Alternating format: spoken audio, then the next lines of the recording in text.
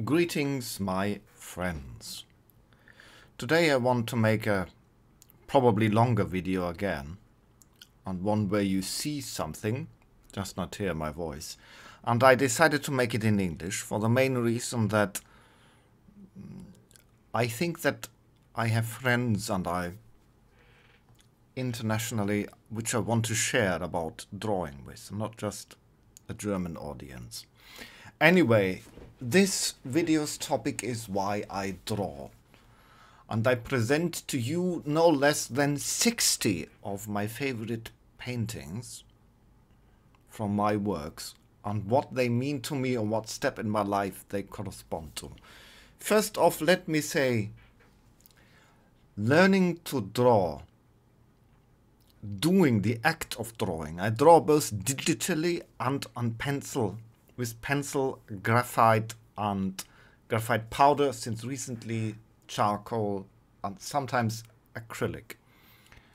But most of the work I do is digital. Let's just swap to the one which is the one with which everyone began, in a sense. It always gives me a sense of satisfaction to draw. No matter how little the progress there is, and it is little for the roughly 18 years or so in which I draw now. I've begun to draw relatively late, given I'm 49 now. I've begun to draw with around 30, 31.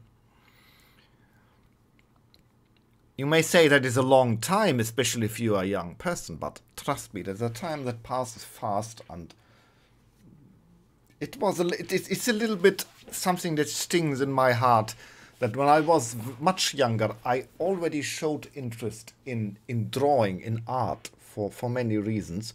But at that time, in the 1970s and 80s, there was just no social support for guys going into such things.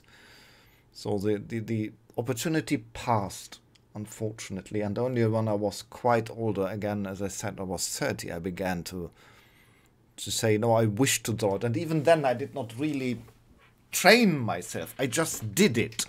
And there went many years until I really found material to train with. It was an awful long time, slow, that all continued.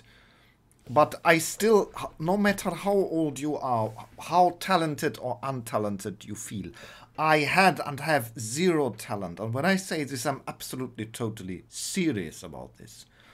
Everything I had to learn. And when an idiot like I can learn to do something that is, to me at least, satisfactory, then anyone can. Seriously. Nonetheless, let's go to some of them. With some I will stay longer. This is a painting which I drew digitally about 3 years or 4 years ago. And it is the painting which I repainted the most times. And it is one of the paintings which I made the first in pencil, as a pencil sketch, about when all began, when it began to matter to me, because this is from a dream. And especially in the early years of drawing, or let's not say in the early years, in those early years when I began to draw digitally, because I did not draw digitally at the beginning, because at the time I had no material to draw digitally. It was simply, I had a simple, cheap computer, and the software was super expensive, and I did not even know of tablets and such. So I don't know when I began to draw digitally, sometimes around 2008 maybe or so. And then on a very simple tablet, and without teachers, without help guides, without anything. The internet was not yet so full of guides, manuals, references for everything. If you look for references for anything today, you get millions of paintings showing you how to paint eyes, noses, hair, whatever, videos, YouTube videos. I mean, YouTube was just new at the time. I think YouTube started 2006. And today, if you want guides on YouTube about drawing, painting, whatever, you have millions of videos about it have popped up in the last few years. And I did not have the opportunity to any of this. And on top, if you know deviant art, there are a lot of people who can draw very well, though there are many of these very good draw in a somewhat very similar fashion. If you know deviant art, you know what I mean. They all look very top fantasy. It's that style which I really admire, but in some way, or that top manga anime. And then there is a little bit different Korean manhwa, which I have recently discovered, which I really find quite fascinating. But they all look very similar, like to a point where I admire their quality, but despite the original great ideas in poses and conceptuation, there is that they all look so samey. And I feel like standing out, but I feel like standing out in an awkward way. Like everyone around me would be beautiful top model, but all these beautiful top models look like clones, and I look like a horrible deformed midget. But at least I look different. A little bit. I was writing down dreams ever since I was a teenager. As such, I remembered my dreams over the top often, and some of them were very fascinating and unusual. And this I drew because this was the most striking dream I had before. It is a self-portrait of the dream. Though, if you know me personally, I look nothing like this. I was flying in a dark room, like a tower, or like something from the 19th centuries from the furniture. It was night, the moon was shining through the window. I was flying. I know that I was not hovering like people in dreams often do. I was flying, I had wings. Never had that before. And I was flying towards something like a glass, and suddenly the moon was shining on the scenery, and I was seeing myself. And this is as close a representation as I'm able to see, to draw what I saw. Flying, and I was dark-skinned, and it is just exactly so. The eyes were larger than usual, and they were very much filled with black. It was not a nightmare, as you may think, dreaming something such extraordinary. But it is what propelled me on the way as the big motivator. I wanted to draw what I dream. I wanted to make visible what is within my mind. Now let's go to some which I have here. There are more or less in an order of time, though the early ones I have not included because they were too primitive. This is from 2010. And this was a real breakthrough for me, even though if you compare the trees, look at them, and you see trees later on, you will see at least a little bit of progress.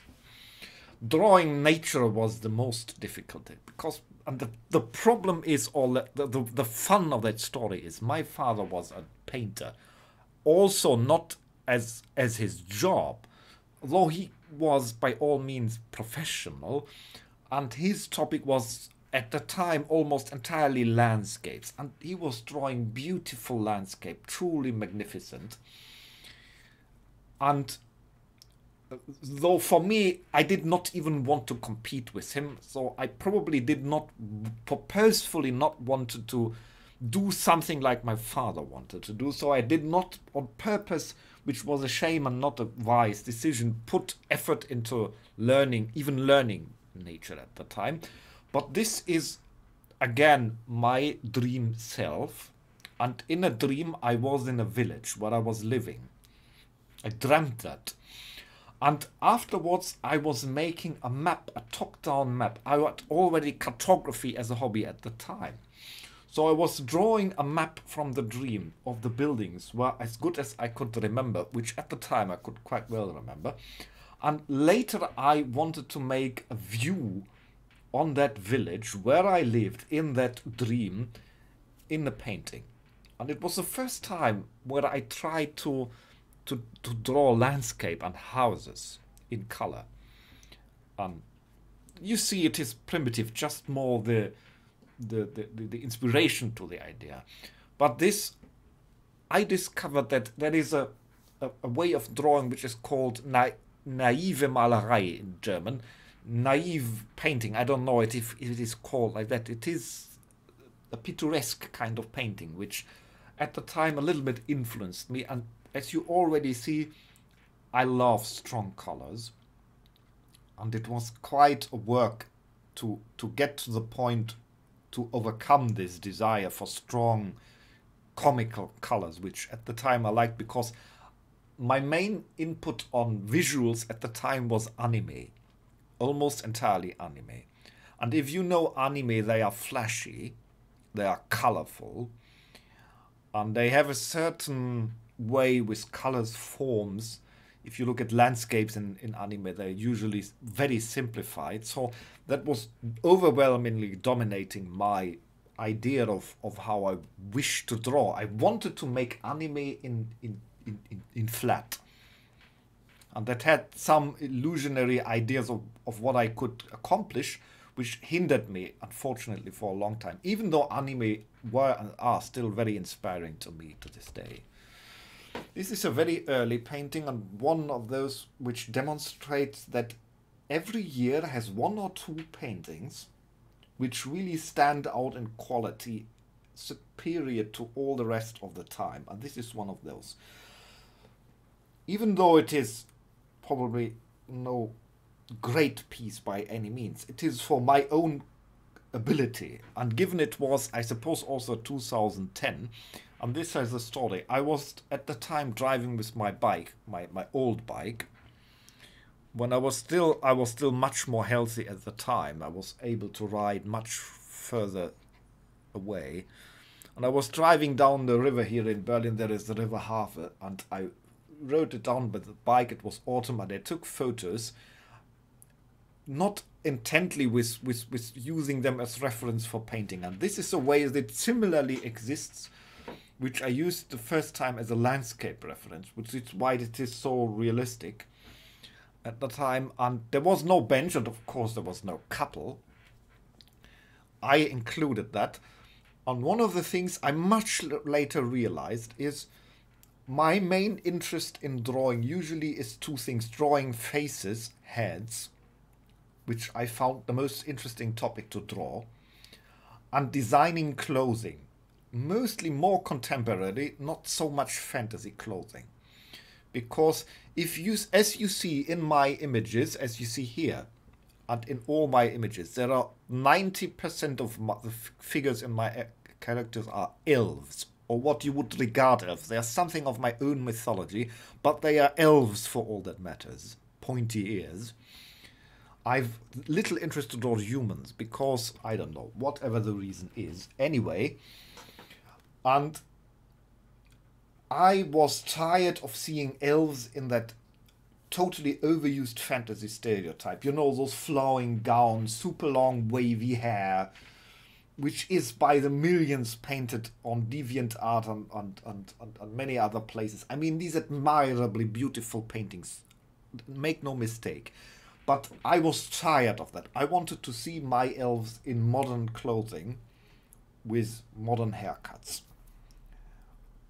I have painted a few other fantasy creatures too, and they are almost always in modern settings, modern haircut, modern clothing. I found that interesting, maybe because I am personally always a little bit interested in fashion. Though fashion is a little bit an overblowing term, in elegance in clothing.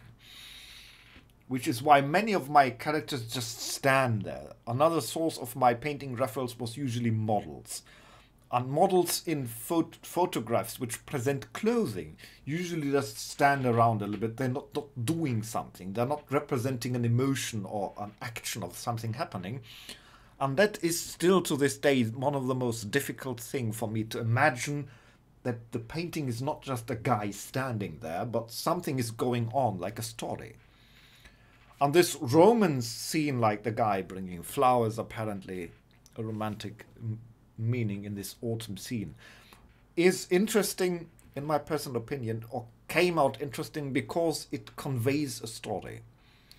And to me, that is still the most difficult thing to overcome, to put a story into. I can draw guys in poses, in standing, running, what have you.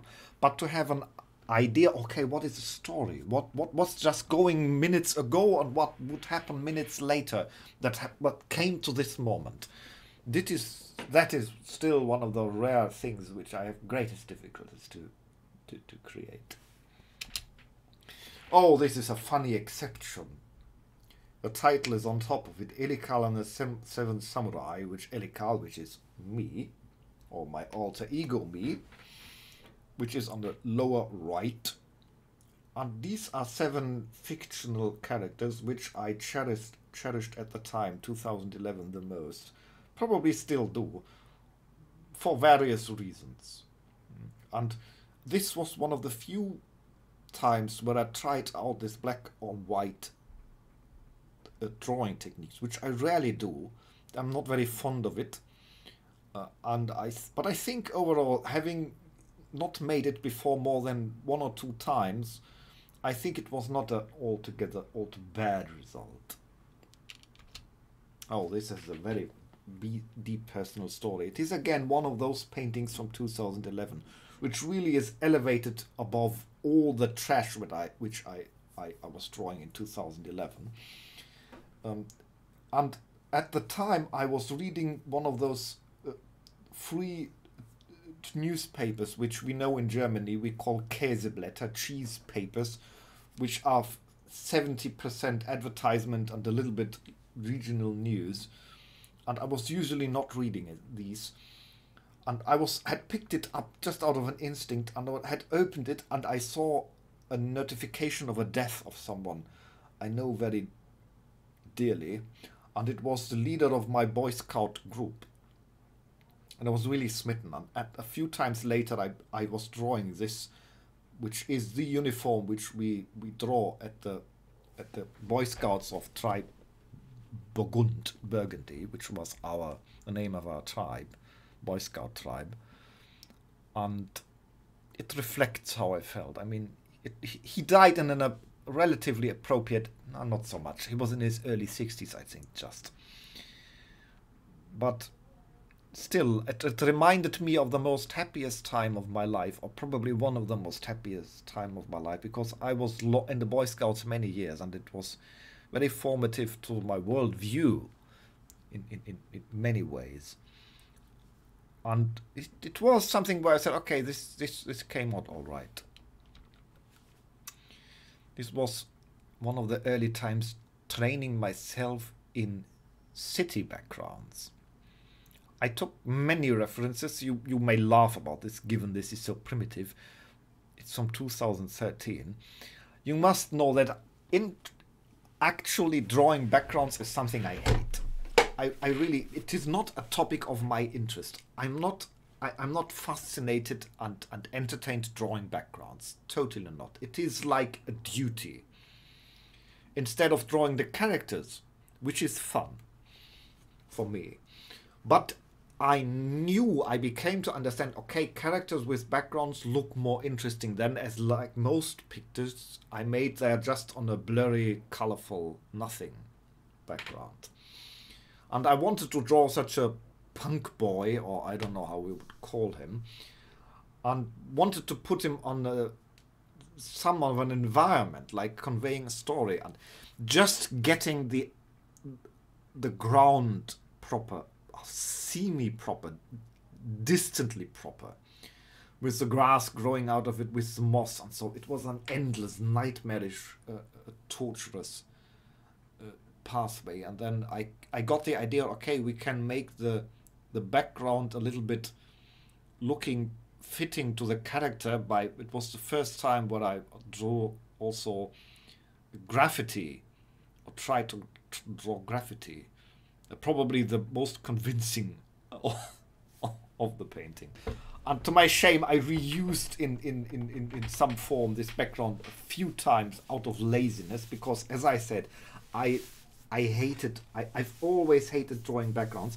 And I know in Japan, the manga drawers, in these big studios, all these details are in separate specialist parts. So you have people who draw the line art, people who draw the color of the character, who draw the character, and then separate people who draw just backgrounds, and just some who just draw houses, or some who even just draw windows of houses, and others who draw bushes and trees, and everything is one specialist.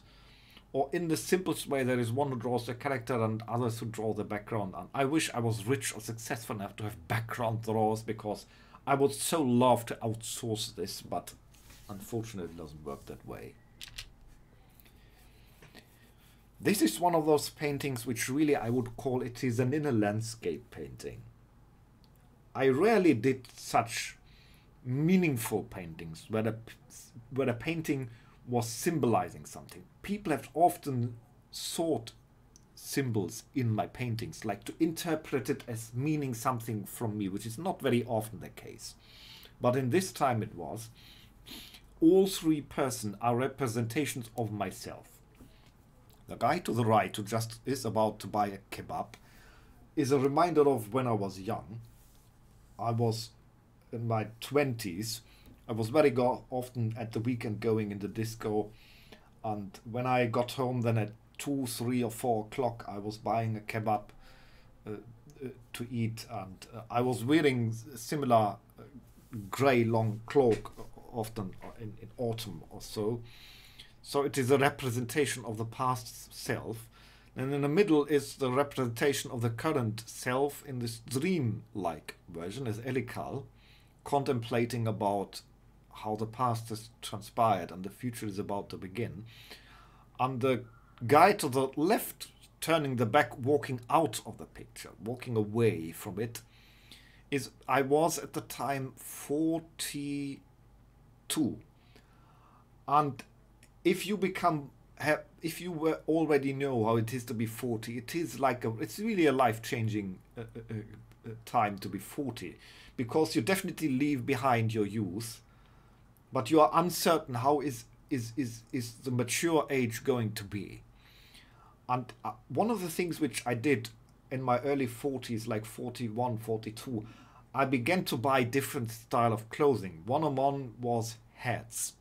And I bought such a similar brown Australian leather hat, partially also because I was beginning seriously to lose hair, so to compensate it, and walking into this unknown future. And like there is this construction thing, which is like a representation of I don't know what will be built. And it took me quite some time to find references to make this background. I'm happy with how it went in the end, though it was gruesome again to do it, because it's absolutely not fun for me to make. The early paintings, which I have said, are very often based on dreams, and this was a dream also, and a very remarkable dream, because this is again the late remade version, 2013. The original version was probably a crude pencil sketch on a dream from around 2003. I had back then the following dream. I was standing on the top of a black skyscraper, and I was looking at my city, Berlin, and it was all destroyed in World War III. When I woke up, I was kind of astonished about the dream, because there was no skyscraper at that place. And then several years later, or quite a lot of years later, in a night when I was at the area again, coming home from a birthday party, I was shocked, and I came to that place, and they had built a skyscraper at that place, almost looking like the one from my dreams, or very similar. So I've redrawn this again and again, and this is then the last version with I was content. And there are a few buildings which are actually existing in Berlin, which I took and changed a little bit to show the destruction. This is the first painting where I drew the background for the sake of the background and not knew what figure I would put in it. it was during 2013 where I began to think, okay, I have to make background more a thing which I do. I train, at least train to a degree that it does not look like super horrible. Like it is the thing in itself. And I was very influenced more. I wanted to do something more like the Impressionists. I never wanted to make realistic backgrounds. That was never interesting to me. That very washed out impressionistic paintings were more an inspiration for me. And I consumed so many paintings and photographs of landscapes trying to focus. Again, even at the time, I had no guidance. I just had to look at it, and just from looking and thinking and experimenting, I had to make everything from the ground. And it took me days to work this out. And then I thought, okay, what character am I placing? Okay, I'm placing my dream self into it, and I designed it somewhat. And one of the torturous thing is that dream self, as you know from the first one, has wings, as have those mythological characters from my self-made mythology. And drawing wings is a pain in the butt. I don't know. There are some people who can draw wings elegantly, and I really respect and admire people who can do this. I have tried this so many times, and every time it looks horrible. So this is just reusing these, because I did not want to restart it again. It's really a little bit false perspective, because if you compare it here to there, it fits. It doesn't so much here, but I had such an inner resistance to even try drawing wings. I don't know, because it is such a strange thing, because there are no human-sized wings. You have wings on birds, which you can study. But of course you can now study the drawings of others. But out of pride and ignorance, I did not at the time, which, if I can give you any advice, is a grave mistake. If you want to train to draw, do not be too proud to just copy for many years. This is also a dream. Not going to comment on it. It is, I was the dragon in the dream. Seriously. I was torching the city. I was not an evil dragon. The people in the town were evil. There is one of those where I still, it's not really good. But I'm also, in a sense, happy of how the blue dragon, I was capable to make visible something so strange, and for that reason, I still am happy about the painting itself. Oh, this was, I think in 2013 or 14 or so, maybe 12. I'm not entirely certain. You know, my big problem is I absolutely am not patient. Usually I want to finish one painting in a day, or maximal in 2. I do not want to dwell on the same thing for too long, which is of course a hindrance, and still is. And many people were then, I had at the time drawn about 10 years or so, or 12, and people were so often telling me, well, why don't you draw comics or stories? People still tell me this. And the main reason is, if you have a comic, let's say 20 pages or what have you, then you have the same characters to draw over and over and over again. Let's imagine you are the artist who draws Batman. You draw a super cool, very known character. You get probably paid very high. But I still imagine it as a nightmare. You have to draw Batman over and over and over again. Batman sipping tea, Batman standing at the window, Batman jumping out of the window, Batman flying down from out of the window. It is, no, I don't want that. When I have something done, I want something completely different the next time. But at the time, I was experimenting with it. I had created 2 characters, which was, the story was was supposed to call The Roommates, about a sports guy and a nerdy guy coming together as roommates. This was the sports guy, which was also, he was handsome, a sports guy. He was supposed to be rich and very self-confident, while the other was supposed to be the opposite in every aspect. Poor, nerdy, looking average, and totally shy and insecure of himself. So it would make a weird romantic comedy. And I was trying to see if I could make this flat, to not put too much time. I knew I was not confident enough with lighting and shadow, so I thought, okay, make it flat like many comics are, and try to train expressions. There are not many left. Most of these were made manually and are lost in time and not survived. But this was made digitally for training myself. But I did not pick it up because I just can't make stories. It's just not my thing. This was a very weird dream. I tell you about it.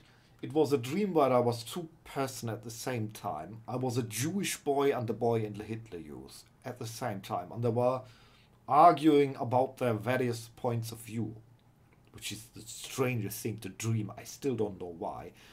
And the setup was because I was singing the song, a very famous German folk song, Am Brunnen vor dem Tore.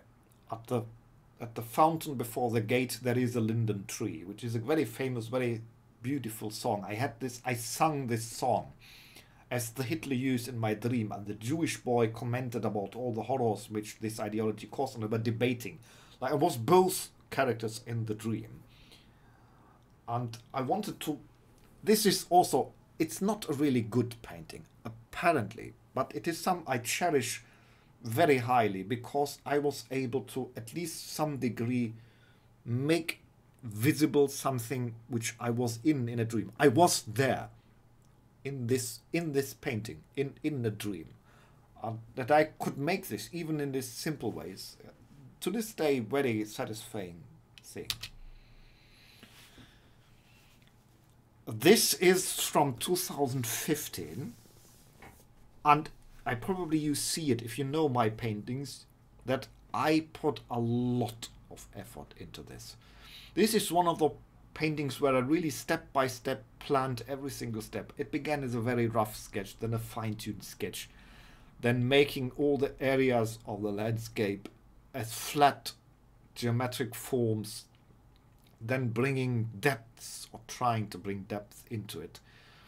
And I had this idea of my two signature characters being at the night on a forest clearing, and there is a small, not river, what is the small version of river in English? I don't know. A Bach, we say in German. And there is the moon shining in, and one was playing flute and the other was supposed to sleep. I was painting only the landscape at first. I had no idea how to put in the character, and that only came later. Which is probably why the landscape is okay, and if you compare it to the landscapes of the earlier from 2011, it's a little bit a jump ahead, especially if you look at the tree to the left. I was training so hard in this picture and for this picture. This is a quirky idea I had when I was just sitting around and having this idea of it is a part of my dream mythology. Like, these beings, these winged elves, live in towers, in a city full of towers, and they live. These towers are high above, and the entry into their houses is above, far above ground, because they are flying beings, so that it makes no sense to put the entry doors to the ground. And I was tinkering a long time with perspective. And there is a small fun hint in it too, because the blue shirt and the yellow scarf is a hint to the novel The Little Prince, because the Little Prince is usually depicted with a blue clothing and a yellow scarf. So, and this idea of for what the Little Prince stands, which I know is fun to me and probably influences my dreams, my fondness of my dream mythology. is as a reference, as a kowtowing to the little prince. There is that small detail in it. This is again experimenting with perspective. At the time I began to own such a little wooden doll. I don't know if you know these wooden dolls, which you can form and use for perspective. And I wanted to make something more dramatic like this, and I put great effort into this for my time. I was usually not putting so much effort because I wanted usually to draw quickly, which is again the flaw of my deep impatience. I have in everything, and it's very unfortunate. But I was giving myself a little bit of time, though it's not a meaningful painting. I mean, it is an effect painting. Oh, this has a very special significance because this was my kitchen at the time. You know, I lived together with my father in an apartment together for 15 years, and which happened by circumstances. At the time, I had become single again, and my father. And we both, at the time, I wanted to move out, or earlier, but not at the time when I was painting this. Earlier, like, my father is dead now, what, 5 years, and we were together 15 years, so it was 20 years ago. So I wanted to move out at the time, and I was suddenly wanted to move together with my boyfriend. And when that at the time our relationship broke, and also my dad and mom separated, and so my father was alone and I was alone, and so we decided, okay, let's stay together for a time.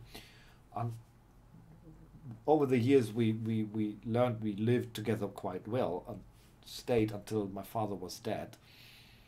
And at the time, I think that was 1 year after my father had died, in I think it was 2015, I realized I had soon to move out. So I made photos of every room of the house, and one of these I painted over the kitchen. Of course, it never was so clean, or so not so orderly. Clean, yes, not so orderly.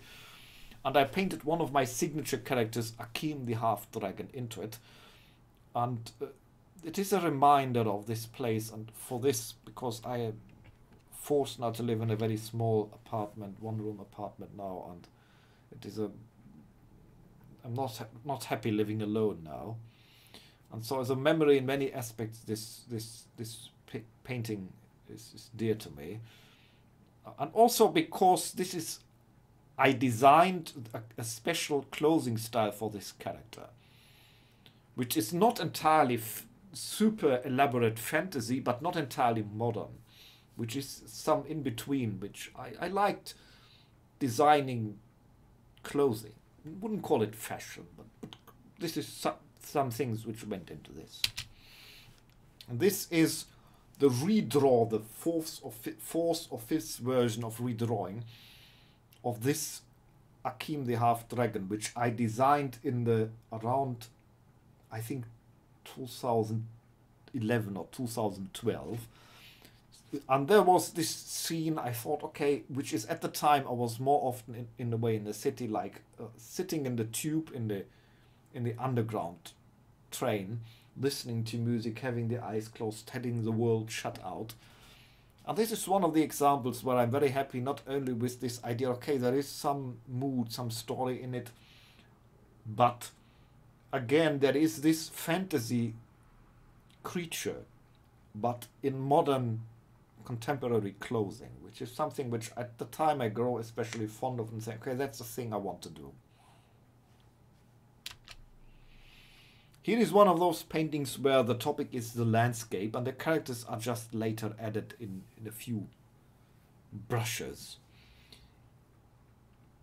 I wanted to play with light and with landscape here, and I had a certain concept of a certain place in a world which I've created in my mind, and I thought I want to train better. What is it, 2016? And around 2016, I was beginning to train myself, especially more with light, which before that I was mainly ignoring.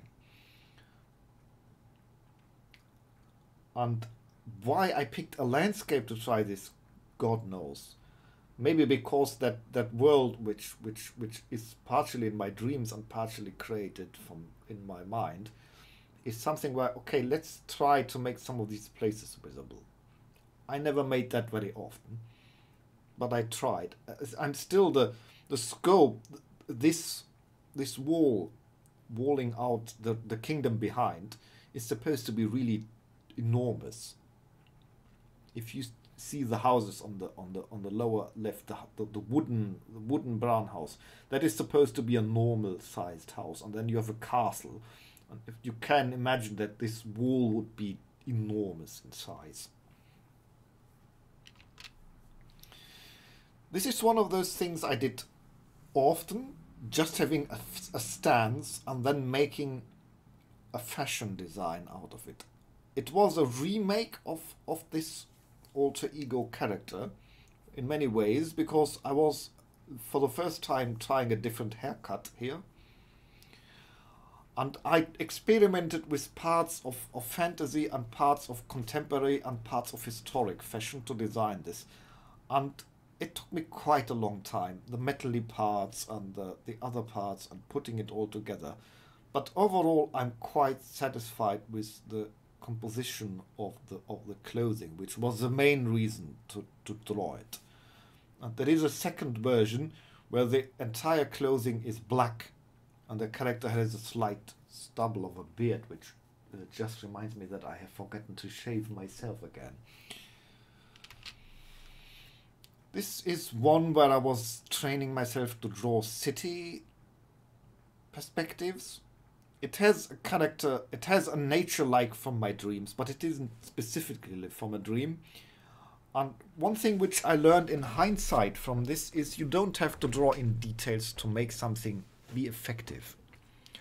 Like the fire ladder, you know, those escape ladders at the left and the right. They are just black lines, they have no highlights, so normally they're supposed to be black metal. Normally they would have highlights, of course, there would be some shiny. But since they're far away, and this is a simplified version, I felt, okay, it works. You can simplify things, and I trained myself, what in landscape can you simplify, or in city can you simplify, and it still transfers the message. And there was this idea of like a soulless city, which is why the windows are all dark and bleak and grey, and everything here is, it's not a very good painting by any means, but it is still something which I was satisfied for the reason it was a great breakthrough for me in many ways, daring to do something which I didn't dare before. This is another step in landscape for me. It is something also from my dream world. It is called The Homecoming.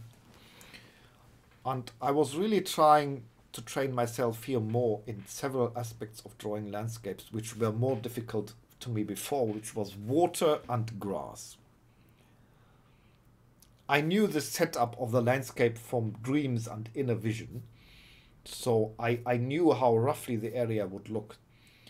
But I looked at many references for grass and for water. As you see, it is not realistic drawing, which, as I said, never was the aim. But if you look closely, you can to a degree see how the landscape is a little bit at the rim of the river, mirrored like it is. And I wanted to improve my ability to draw water and especially grass, meadows, where I tried new brushes. I think for the first time. I manually set up brushes in Photoshop, which I found in a book how to do that at the time. And I trained with these brushes to improve especially grass. But also if you look at the trees, of course they are not realistic trees, but I'm still satisfied with most of them and seeing, okay, there is the idea is there, and I don't want more. I don't want more realism. Much, a little bit maybe, but not much. Oh, action, death, horror. How did this come to be? I still don't know entirely. I suppose, again, I took my wooden doll at the time. I really wanted to paint an action scene. That was the purpose of it. And I designed this several times over and over with different perspectives and as pencil sketches as different perspectives. And so it's not a painting which I found a superior painting, but it was a breakthrough painting for me. For the first time that I was making an action scene where I said, okay, at the end I'm not entirely unhappy with it. And I did not make this very often again, because fighting scenes first, they're extremely difficult to make, and they're not so much in my range of interest either. As you see, the background here is a photograph. I found this photo and I loved the photo so much that I thought I must paint characters of my own into it. I don't remember entirely where this place is. I suppose somewhere in Russia or Eastern Europe. There was a guy, I think there was a guy to the right, which I hid by copying parts of the background. You can see if you look very closely. And I wanted to paint two of my signature characters into it in this moody landscape, which was so... I did not want to draw a landscape like this myself, because for many reasons it was not in my interest. I wanted this photo and characters in it. I did not do this very often, but it is fun. It is fun to do. Put characters into an existing landscape. Oh, this has a story of its own. At the time, I don't know from which year it was, I was watching an animated movie called a Batman animated movie. I don't know the title. And Harley Quinn played a focal role, which Harley Quinn and Batman and Robin are working together for some reason. And they're visiting a bar for villains. And there are many old Batman villains in there. It's a really super funny scene. And there are twin brothers, also villains, who are similarly clothed and to sing a song, a love song, Don't Pull Your Love Out on Me Baby. And it was such a fun and endearing scene that I had the idea, I want to put my signature characters into this scene. And this is a tip which I give to people who aspire to draw. If you want to draw, don't be shy to take existing scenes and remake them with your own ideas, like putting your own characters or different characters in a similar setting. Like let yourself be inspired by the paintings or the things you see. You don't have to make it from your imagination. That is a false pride which I had for many years. And it's a fun scene and it reminds me of that very fun and lighthearted and in a way romantic, somewhat romantic, even though it is the twins in the movies, it's not in the painting. I wanted to catch this in my own paintings. This is a task that I put myself before. As you may or may not know, depending on where you come from, I'm a priest of Apollo, and I wanted to make something that appears like a glass window with attributes of the god Apollo, because I always had this fantasy, if I win really big in the lottery, I would build a great temple for Apollo, and I would put glass windows like in churches depicting Apollo and various Greek Roman gods. And here you see Apollo in a way that I would wish him to be in one of those glass windows, and with his four animals, signature animals: the doe, the wolf, the swan, and the raven. And then, of course, a stylized harp in the background.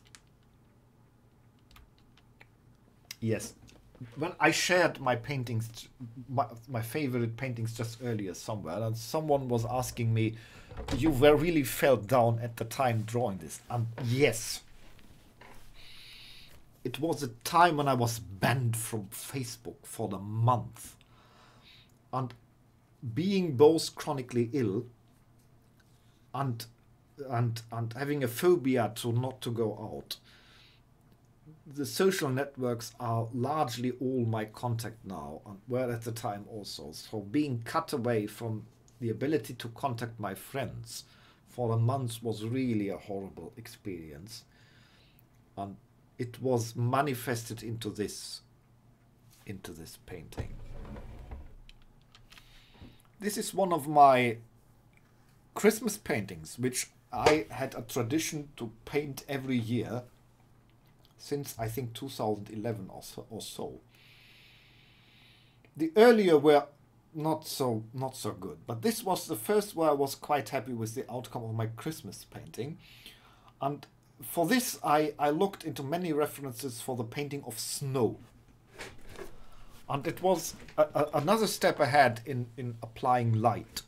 If you see, that is, for instance, in front of the house, the shining of the lights, there is the orange that is reflected on the snow, and then how snow is darker blue and lighter and other things. Like I really tried to learn this and implement. Or if you look at the roof, like there is the highlight at the left side of the snowy roof, which is warm highlight, and then there is a cold shadow, which is in the back and on the right side of the roof. And it was a torturous work to learn this, because again I had to learn this all by myself, because I still wasn't.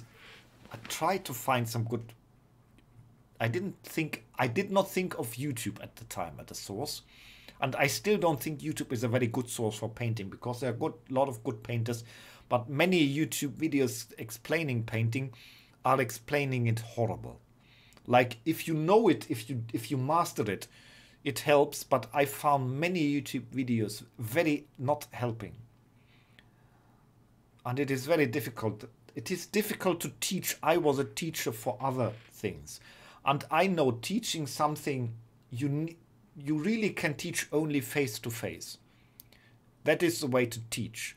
If that person stands beside you, looks at you doing stuff, and then specifically says this, so, and then makes examples.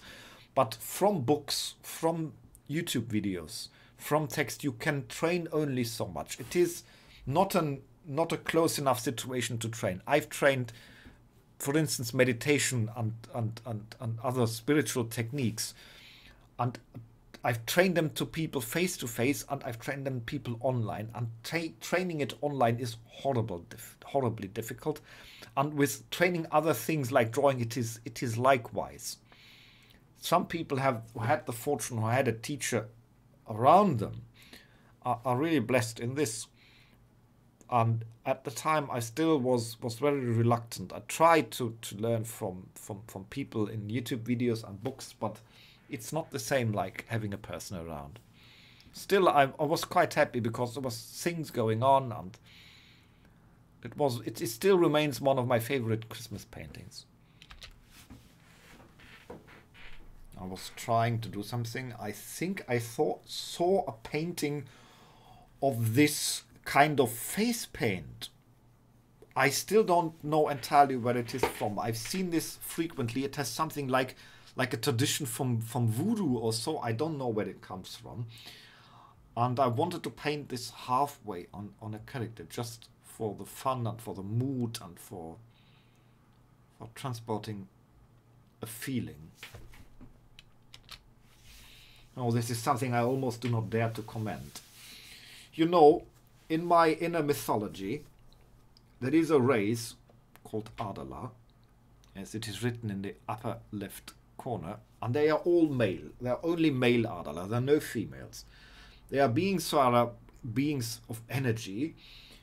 And now the idea was, how do male energetic beings of energy reproduce?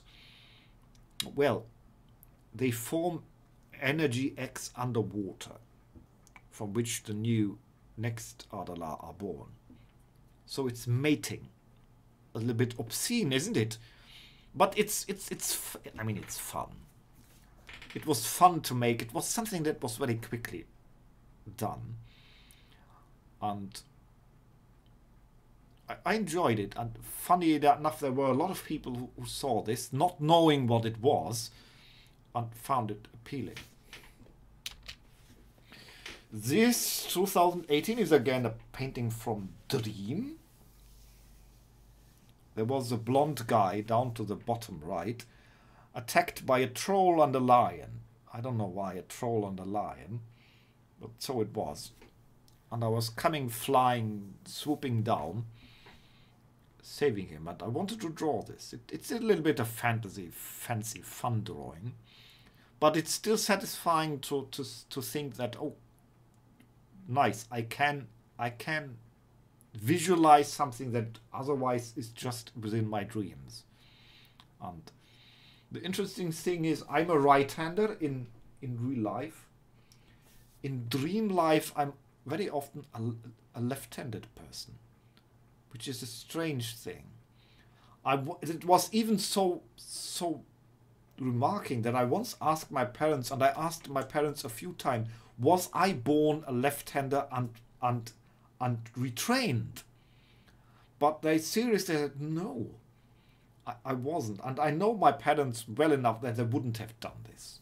So I believe it is true what they say, but still it is so stunning that in dreams I'm often left-handed, while I'm awake I'm right-handed, which is the reason why this character, which is my dream, or one of my dream alter egos, carries the sword here and in most other paintings in the left hand. This was fun for some reason, because I did not put much effort into it. This is Akim the half-dragon in a younger version, supposed to be around 15 maybe, and just this in this teenage pose and teenage setup. And it was just the idea to make this quick without much effort. And still I realized afterwards how endearing and how I liked the painting. And that you don't have to be very detailed to make a painting with which you are satisfied. It is not the detail that makes the beauty of a painting, which was something which I realized afterwards, because I still like the painting. And this was a rare thing, because I did not think about this when I was drawing it. Seriously. It was strange, because I just began to draw this, and it was practically like drawing itself, minus the background, which was later added from references. And the only idea which I certainly wanted to have, there was that the character should be drawn in the moment when he's jumping and he's not touching any of the stones, where it's kind of in the air. And this is also a painting which I immensely love, despite the character is even flat. There is no highlights, no shadows. And the background is extremely simple. And I still like this painting very much, despite this, because of course it has a dynamic. There is someone really moving, actually, in it, which is goddamn difficult enough. This was another Christmas painting, or Yule or Saturnalia painting rather, since I'm a Roman pagan. It is Apollo in Hyperborea. There is a myth in mythology. Apollo, the sun god, during the winter time of Christmas Saturnalia Yule Fest, is going to the north to Hyperborea. And in this idea, I thought, hey, maybe Hyperborea is like Asgard, is like where the Nordic gods are. So maybe he just visits the Nordic gods in wintertime. And so I was painting Apollo in this wintry dress, and then there is Odin and Thor, the two Norse gods. So it is like he's visiting there, and Odin's two ravens, and one of Odin's wolves sitting at the fire. And this is probably the first time I was drawing a female character. It was difficult enough because I thought there had to be a Valkyrie offering a drink, like is the custom of Valhalla. And Apollo a little bit flirting, Apollo a bisexual god, having both male and female love interests. It's always throwing a flirtatious glance at the Valkyrie. Though you can't really see that it's a drink, unfortunately, it's supposed to be. One of the obstacles of this painting was to draw Thor, the thunder god, because most people are so overwhelmingly influenced by the movie Thor from how they call the Avengers. Like if you say, think of Thor, the image that pops into your mind is movie Thor, the blonde, you know. So I purposefully wanted to, how could Thor or Dona, the thunder god, look different, like a character of his own. So I made him in this red-haired, more spiky-haired, more like berserker closed version. And again, it's a flat. It's without highlights and shadows, mostly, which is something which I like doing. If you do not know, I have drawn my entire own tarot set, by the way. Yes. It was a work that lasted for 18 years, as long as I draw, or almost, let's say 16 years. I made the first sketches right after a few years after I began drawing, and they look horrible, of course. Though the original ideas of most cards is preserved. Let's say, though at the beginning I was only drawing the 22 of the major arcana. The full tarot has 78 cards. At the first I was only planning to do the first 22 of the major arcana, and when I was had completed these, I said, okay, now let's make the court cards, which are another 16. Let's make the court cards, add the next 16. And by the time I was drawing the court cards, the next 16, I decided, oh, no, let's make the full deck. By the way, you can order the deck. If you're interested, you can email me. It is something that exists as a real card deck. And it is sort of the story of this other world, of this dream world, of this world from my inner vision, which is referencing to the symbol of the tarot cards. I have a PDF manual which explains it, because some are not really to understand without explanation. But I'm quite happy that I actually was able to make my own tarot deck. This is a photo of a painting of acrylic. It took me a long time to find colors for paper which I liked. The first I tried, I think, was color pencils, which is a really soft color, which I didn't like at all. The next I tried watercolors. I did not try acrylic, mostly because it sounded like something for super professional people. And they didn't dare, so I thought I should stick to what I somewhat knew. But when I got myself a set of acrylic colors, you know, they're little tubes, I was so ecstatic, because these strong colors which acrylic makes is really my style, as you know by now, if you followed the video so far. And of course I stuck to the style in which I usually paint, so I just wanted to make a portrait, to make one of my first acrylic paintings not too difficult for me.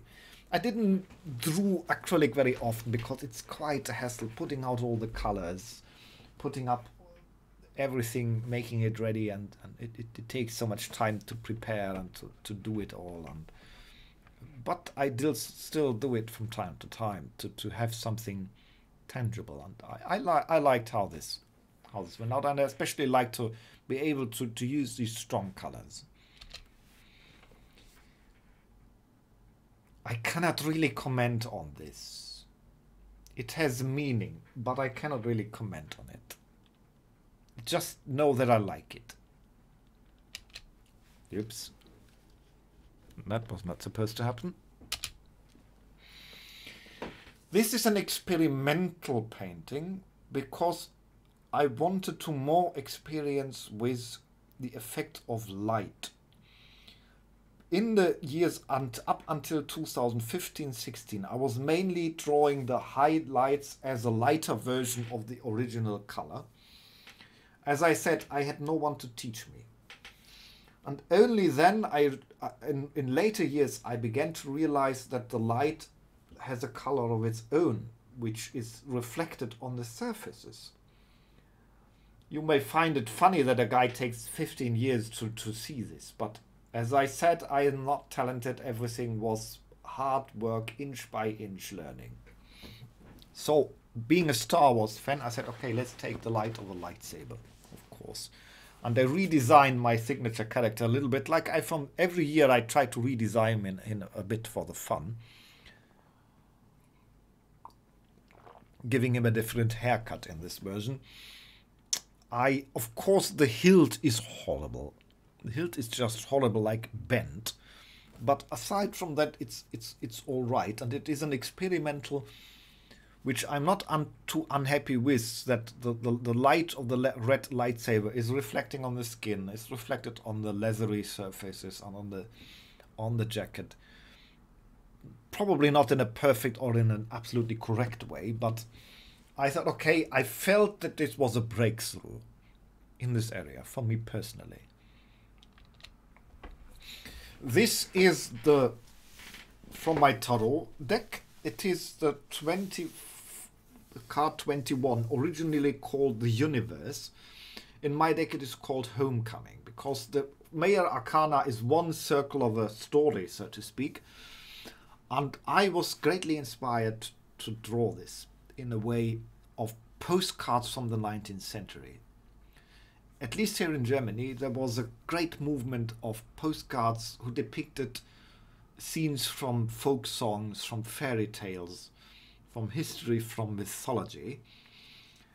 And they had a distinct style, a sort of brown-green style, tone and tone. And of course, that's also the reason why I used clothing style from the era. And I was trying to sort of reference, not imitate, but reference to the postcard style of that era. I love these 19th century postcards. I wish I had the money or the space to collect them, because if so, I would buy hundreds of them. They're so beautiful. I really love these mythology or German songs, or so beautiful. And I wanted to take this as an inspiration to make this painting, which is, as I said, I made it into the tarot. This has a strange story. I wanted to draw this character in a certain setting of being depressed and anxious. And the original painting is all in the background, in a cage, in a glass cage, like being researched by falling into the hands of scientists, being chained, and there is all sort of instruments of probing before him, which is making him afraid. And then I realized that it is not all the detail that make it. It should be the expression of the face, because that is what I'm interested in. It's from 2019. We're almost in present time. Well, it was quite early in 2019, I suppose, if memory serves me well.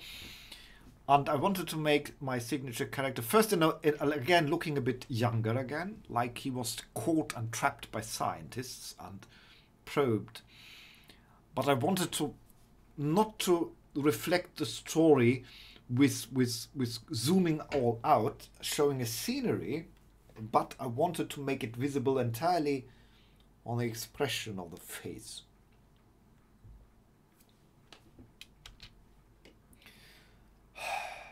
It is difficult to comment this. It is difficult. In 2019, last year, I decided purposefully, okay, I have drawn now modern clothing many years enough. I do not want to stop this, still do most of the time, but I wanted to train a little bit the art style of other artists to do more this flowy, I call it a female style. I'm not certain. My guess is I have the theory that men and women generally draw in a different way. In a way that men and women differently move, use their hands, their muscles, and I suppose that translates into painting. I'm not certain if that is a scientifically accurate theory, but I'm quite certain it is. And there is this flowy style. There is a lot of people who draw manga which are women, who have a certain flowy style, whereas the manga style from male manga drawers is more harsh, is more, and I think it has to do with the way men and women differently move their muscles in real life. And I looked a lot at fantasy references, so I wanted to incorporate this. Like I redesigned my signature characters, giving them a different hairstyle. I still hated long hair. A lot of these fantasy characters, especially the elves, have way flowy long hair. It looks beautifully in the painting, no mistake. But I, as a guy who loves guys, loves my guys with short hair. I can think of some men look beautiful with long hair, but it's not my preference. So I was giving one, the blonde, a little bit longer hair than usual, and I was trying a little bit a different. I'm not happy with the design of the dark-skinned blue guy to the left. I'm not happy with that. I tried a little bit to have this in between the 19th century military look, which I often paint, the contemporary modern clothing and fantasy. I wanted to have something in between these, and a little bit Asian, a touch of everything, like bringing several concepts together. And the problem if you have several different concepts like 19th century military clothing, modern fantasy clothing, and Asian clothing, it's difficult. I'm not certain about the result. I'm satisfied with the blonde guy to the right. I do not recognize my own character I do not really recognize them in it because it's so far away from how I usually paint them. But as an exercise, like trying to break through limitations, it was something where I'm okay. It's a good step training myself something different. Oh, this has a story which I almost dislike to relate. This is a dream. The paintings that I paint are a dream reality, and that is why purposefully I do not wish to be realistic. Of course, people argued with me after this is not the version which was the initial version. The initial version had no shadows like it has here. And even here, it is far too bright for a nighttime scene, even with two moons. You might argue on a point of realism. But my paintings are greatly influenced by dreams. And in dreams, you have no real perspective and no real light. In dreams, many times I'm seeing things from different perspectives, or I am two people at the same time, or I am a person and an observer from the outside. I really don't know if other people dream like that too, but I do. And dreams, having their own realism, have greatly influenced the way I draw. So I draw them way brighter than you see them here. And one friend of mine said, this is absolutely wrong. In dream it would be much darker. So I try to bring various shadows, and I was constantly growing more unhappy with it. And then another friend, both of them are drawing, said, no, this is not right, this is way too dark here and not wrong right in this place. And so I had two people pulling me in two different directions, and I was repainting it over and over and over until I said, oh, fuck off, both of you, I draw it as I want. Okay, I took a little bit advice from both. It is not like the original. The original was really way too bright, so the critique was justified, but it was a battle. And it shows how difficult it is to get advice from people who do not know what you want to make, and who may be giving good advice, but the context is often unknown to them. Do not say this as a critique against the critique, but it shows me that how real training really needs to be around the person, unfortunately. I'm not sure what to say to this beyond this. It was a struggle. I was drawing a character which I had only drawn once here, which is unusual because most of my characters are coming up repetitively. I had little reference for this. I had a little reference for the ways, and that was it. And it is one of those where afterwards people told me, oh, this looks so much better than anything you've drawn before. How did you make this? And the answer is, I've not the faintest fart of an idea. I don't know. People told me, but it's not that I purposefully tried something different. Besides one thing which I can say, or two things. I used a less contrasting color palette, not so strong colors. It's more a little bit washed out. That was a purposeful choice. I wanted to see if I can do this and how that would look. And second, I used the outlines in a totally different color than usual. I did not use black outlines. I'm not in tone outlines, but it is a reddish brown tone, which is I usually had either was the outlines were a darker color of the area, or it was black. And here I was, okay, let's try something entirely different, since this is very dominated by brown colors and yellow colors. And for some reason I said, okay, let's try how this looks with the outlines not in color like anything. And it wasn't so bad as I expected. You see this in the second follow-up picture, which I made a few days later after getting so empathetic support for the previous painting. I wanted to make something in a similar line. And I like this even more than the one before, though the one before is liked by most people more. And I just wanted to, it's just an everyday scene, a guy binding his tie. I don't know what thinking. And another thing which I really for the first time try to, as you see, it's not the strong colors which I usually use. Like usually my blonde hair is much more yellowish. And here I said, okay, let's like really let's make it as toned down as usually possible. And again, I had this brownish, reddish, seemingly unfitting outlines, which for me, I liked having that. This is a story in itself which is extraordinary because I have reused the background, by the way, I have to admit it. I did not draw the background extra. But the character itself, I drew this in probably an hour, which was an extraordinary fast time for me. Because I did not care at the time. I was sort of frustrated. I did not really look into all the minutiae and all the detail. For instance, you see this in the red shirt, or what is the English word? I'm not certain. The whatever.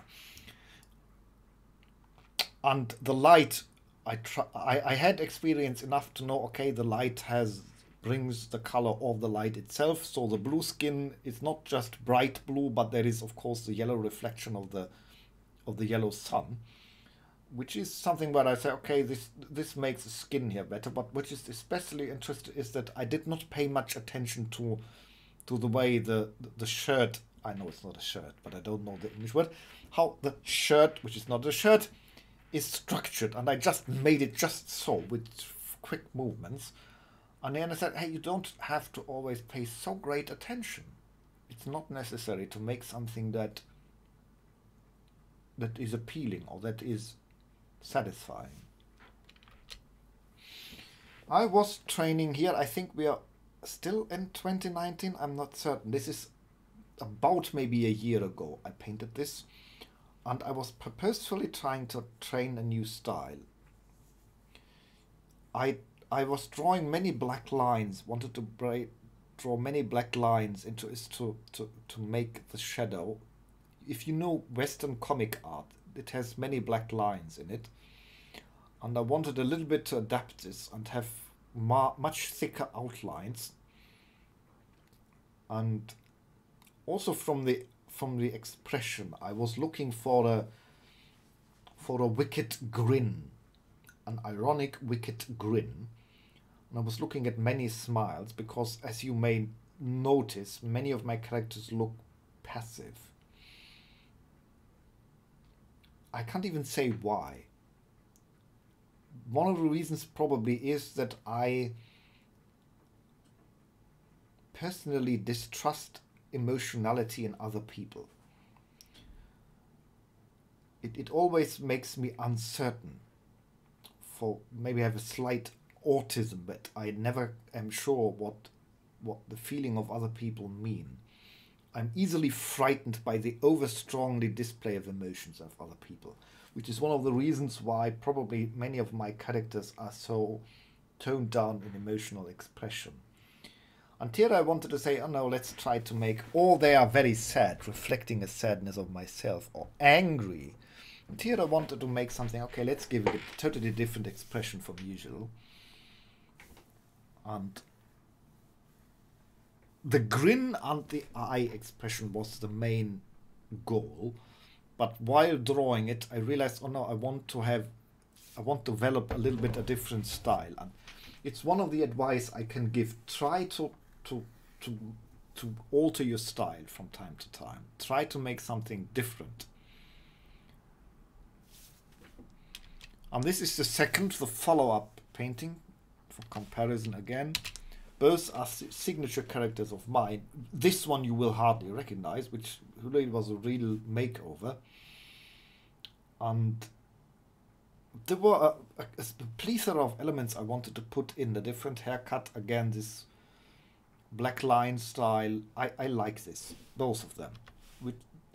These two I probably would count in my top 10. In my personal favorites, not because of the quality objectively, but I like them.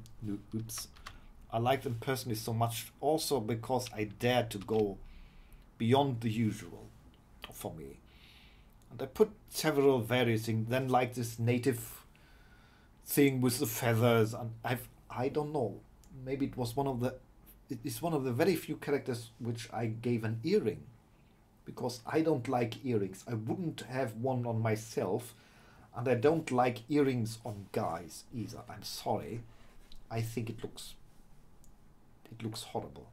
Sorry if someone loves earrings. Do what you will.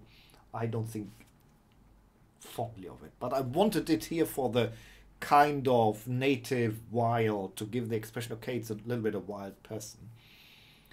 And then have this formal bow tie, and then this looking a bit like a college jacket. So all this mixing together of things, of ideas, of styles was quite tremendous fun to make. This is, oh God, this was a task I put upon myself. These are 8 guys where I wanted to set up an entirely new fictional world, entirely made up, not from dreams, not from anything connected spiritually to me, but entirely made up, and like a story which one could write. I knew that I would not have the patience to write it or to write a comic, but like someone could. And so I started not with sketches, I started with writing. I started writing notes about every character, age,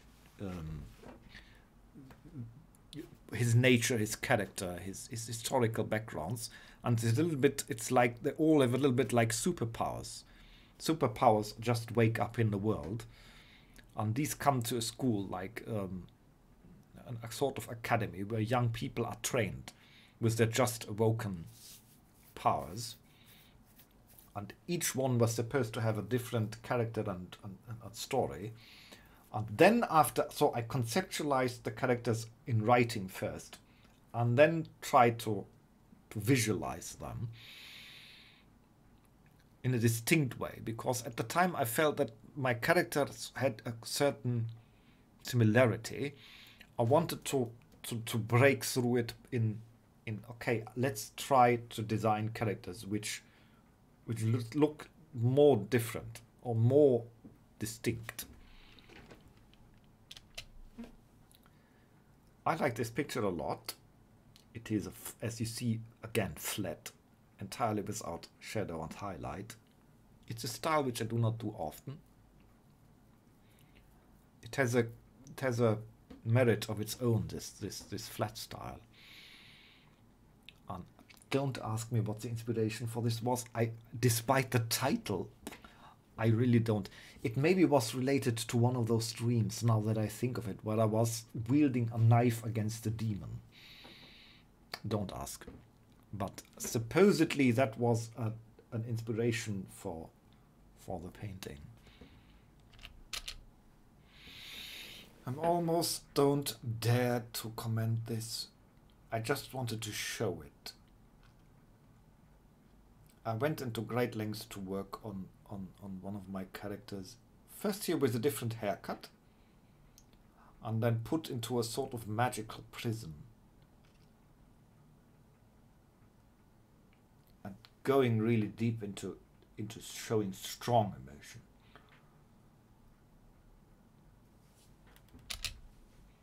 This was a Valentine card. From this year even. No, it was from last year. I just changed from 2019 to 2020. Love drawing the flowers, by the way. It was fancy. I started to draw Valentine cards at the same time I started to draw Christmas cards, so not so many Valentine cards. I skipped a few years. I have so many romantic paintings, but I have not inserted into this most of it. This is again a repainting of a character which I invented. I had this idea to have an assassin which is still in school. Very manga, very anime inspired, as you probably can see. And I painted him in various poses and at various setups, and I was repainting him here. You can see 2011-2020 because the original painting was from 2011. And this later version was remade. I began to incorporate thicker outlines at this phase, and I saw that I could do a different thing with a different style. I was experimenting a little bit with it. It is interesting to me because it is again a tone in tone. It's almost entirely grey, variants of bluish grey, which sort of visualizes the mindset of the character, who is supposed to be a very cold-blooded, reluctant kind of person. I mean, he's a killer.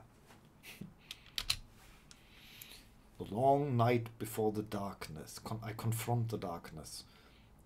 I designed this painting in one day and one night when I had the results of the doctor the next day, when I was afraid I would have some serious illness. And I was really afraid of hearing the result the next day. I knew that I wouldn't be able to sleep. So I designed this. I have a bag like this, which is fun, and I have a coffee cup like this. There is a small funny hint towards my great fandom of Fallout. If you look closely, there is Moonshine Sarsaparilla, which is a variant in Fallout. It's, I think, what they're called, Sunshine Sarsaparilla, which is a drink, an actual drink in the Fallout game universe, and as a hint to my fandom to that. And then Land's End is a place in Cornwall, which is called Land's End, where literally the end of Britain, the geographical end point of Britain is. Like, I knew whatever the outcome of the meeting the doctor the next day would be, that it could transform my future tremendously. And so all that references, there is rain, there is a bus stop going into another world, and all this is waiting for the great moment to come crashing down, and how my future would be, which is reflected in this. I like this because of the dreamlike character. It is again playing with. I played a little bit with landscape through fog in the background and the birds, and there is this also training a little bit more with light shining on things and designing something that is not too extraordinary fantasy, but a little bit. Personally, I like this for reasons I cannot entirely say. This was based on the tarot card, which you earlier saw, and like a continuation of how would the story continue. It's now evening, and the two characters in the tarot card Homecoming, and they're now sitting at the lake, and it is after the homecoming. There's the same clothing, just a different perspective. I made this, I think, a year or so later. I just had this idea. Okay, let's think, how would it continue? And again, trying to train a night scene, though I know it's not, probably in a really night scene it would be much darker, but it is inner world, it is fantasy, it is a mythological inner, a Jungian archetypical world, if you wish. And yes, there are two moons on this world. I even know their names, though not right at the moment. This a little bit kitschy looking image is where I wanted to put all that I had trained in the last 2 years into a redesign of my signature characters, one of my signature characters, like the light, the better skin, and I really wanted to put more emphasis in painting the hair like you really can see strands of hair, and eyebrows looking like eyebrows, and it was tremendous hard work. And I made this then in, I think, 7 or 8 different versions with different clothing, with smile, without smile, with a few different variants on the hair even. And this was a great training exercise for me, to training skin and light and hair. And I can only recommend you, if you train yourself, do the same picture over and over sometimes. It really helps a lot, and it can be absolutely fun if you can compare different variants. Oh, Luke is not the god from Celtic mythology. The background is, by the way, photograph, of course. This is again a very simple drawing in an essence, but it's something I found very lovely. And Luke was, I don't know where he came from. He was suddenly before the eye of my mind, like with this golden skin and white flowing hair, like standing up hair. It was just character. It was a character that literally just popped into my mind without reference or anything. He was just there. I made 3 or 4 paintings with him in it, and this was the one I really liked the most. And it is one of the enjoyable things about drawing is coming up with new characters. So let's see, we're close to the end now. This was made quite recently on paper with pencil. And I had decided recently to train myself more in pencil drawing, which I had neglected for quite some time. I bought myself good pencils and good material and stuff, and this was also from a dream. It's myself in a dream. I was a sort of monk in a dystopian future where much of the world had crumbled, and I was walking with this sort of stick or staff through some underground tunnels. And I know I had this weird orb chain around my neck and a strange into the brows haircut. Here again, I'm using again a manga style face. Again, not realistic, wasn't in my interest. And it was fun. It was, I mean, making all the background. I had then began to look into training books and training videos, and I wanted to apply some of it, which I just recently began to try to learn. And drawing on paper is a very different experience than drawing on the computer. I can't say which I like more. I mean, you can do much more in a way in digital art because you have layers. You can redo things. You can copy. You can resize. You have so much opportunities. But there is a sort of character that working on paper has that digital art lacks, even that of real great masters. Work on paper always has a depth, a character of its own, and I still want to. I'm not sure how far I will go on working on paper, but I've decided I want to do that more. This was the first, or actually the second, but the first real attempt trying on the new software. I just recently, after 15 years, I changed from Photoshop to a painting program called Clip Studio. And the funny thing is they have tremendous setup for brushes, which was recommended to me by a friend, which was really a good recommendation. And I was just really enjoying all the pencils that this software has. And this took me half an hour. And I was really surprised afterwards. I mean, okay, it's my signature character. I've painted him many times. But I was still happy to see that, okay, it really depends also on the software, what you can do with digital art. It does make a difference because there are many people, especially those who make YouTube tutorials, who tell it doesn't make a difference which software you use. If you use Photoshop, if you use one of the free programs, I believe it makes a difference. It's just like with material for physical painting. If you have quality pencils or cheap pencils, it makes a difference. And it's with software, it's just the same. It does make a difference. And I personally do recommend Clip Studio. I mean, if you have one of those super expensive, I don't know the actual versions of Photoshop. I had until today only this was once given free CS2, which is years old. I don't know how Photoshop is now, but Photoshop is not really focused in mind for drawing like that, whereas Clip Studio is.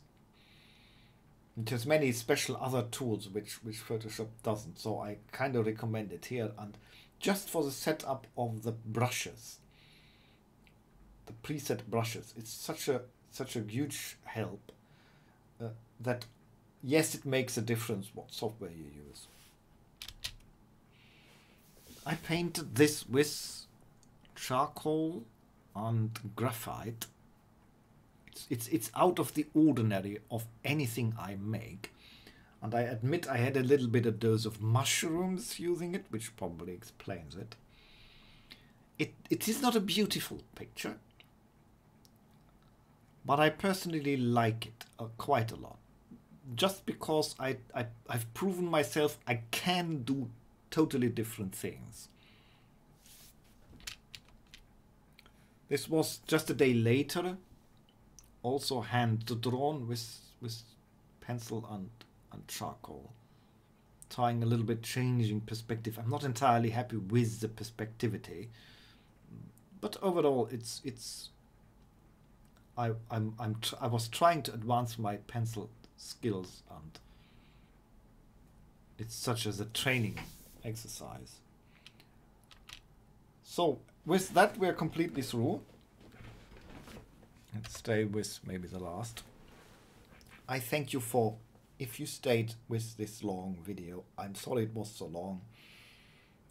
I'm not so certain for whom this video will be. I doubt that more than a handful of people will listen to the end or listen to it at all, but I never talk about my paintings, or almost never, because I don't like it.